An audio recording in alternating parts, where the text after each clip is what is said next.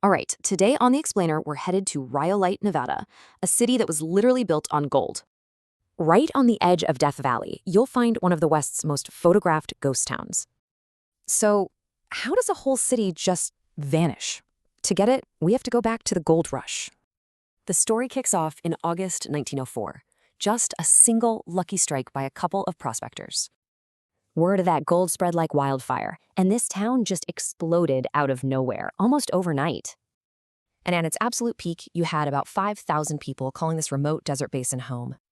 And get this, it wasn't some rough and tumble camp. This was a real city with some shockingly modern stuff. Now, one of its most famous buildings, it's a perfect example of making do with what you've got. A miner named Tom Kelly built his entire house with, get this, over 50,000 empty bottles. Super resourceful, right? But all that cleverness just couldn't stop what was coming for Rhyolite.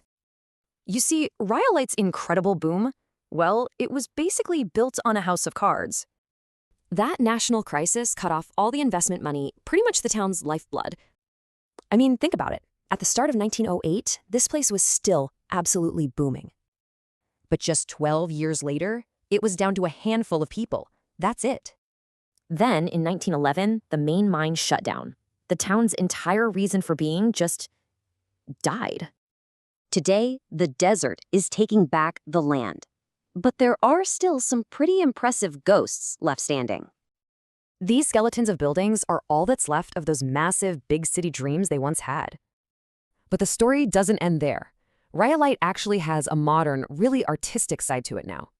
A whole new chapter started, mixing all that history with some wild, large-scale, and kind of surreal art.